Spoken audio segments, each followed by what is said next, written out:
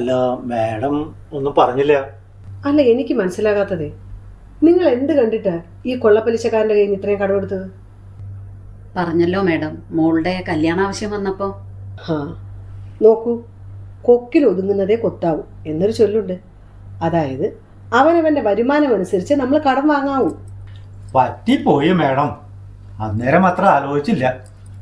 ഇതൊക്കെ തന്നെയാണ് സംഭവിക്കുന്നത്. ഒന്നും ആലോചിക്കാതെ യാതൊരു പ്ലാനിങ്ങും ഇല്ലാതെ കിട്ടുന്നിടത്തുനിന്നെല്ലാം കടം വാങ്ങിക്കും. എന്നിട്ടൊടുവിൽ മാഡം, ആ പലിശക്കാരൻ ഞങ്ങൾക്ക് ഒരു സൗകര്യം തരുന്നില്ല.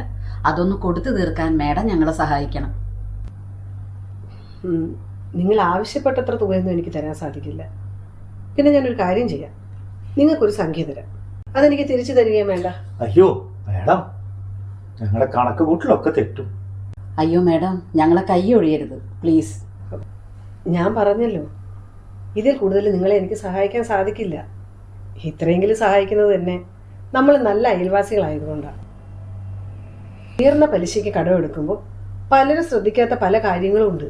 പ്രധാനമായും നമ്മൾ പണം കടം വാങ്ങുന്നത് ഒരു പ്രൊഡക്റ്റീവ് പർപ്പസിനായിരിക്കണം. ഈ പ്രൊഡക്റ്റീവ് പർപ്പസ് എന്ന് വെച്ചാൽ?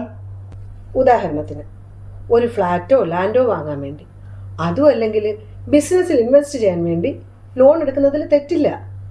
കാരണം ഭാവിയിൽ നമുക്ക് അതിൽ നിന്ന് ലാഭം കിട്ടും. അതിനാണ് പ്രൊഡക്റ്റീവ് പർപ്പസ് എന്ന് പറയുന്നത്. അപ്പോ നമ്മുടെ മക്കളുടെ കല്യാണ ആവശ്യം വന്നാ ലോൺ എടുക്കാൻ പാടില്ലേ മാഡം? പാടില്ല എന്നല്ല പറയുന്നത്. മക്കളുടെ കല്യാണം, വീടിൻ്റെ മെയിൻ്റെനൻസ്, ഇതിനൊക്കെ നമ്മൾ കടം എടുത്താൽ അതിൽ നിന്ന് നമുക്ക് റിട്ടേൺ കിട്ടില്ലല്ലോ. വാങ്ങിയ കടം പലിശ അടക്കം മുഴുവനും നമ്മൾ തിരിച്ചടക്കുകയും വേണം. ശരിയല്ലേ? സത്യത്തിൽ ഇതൊന്നും പലർക്കും അറിയൂല, ആരും ഒന്നും ചിന്തിക്കാറുമില്ല.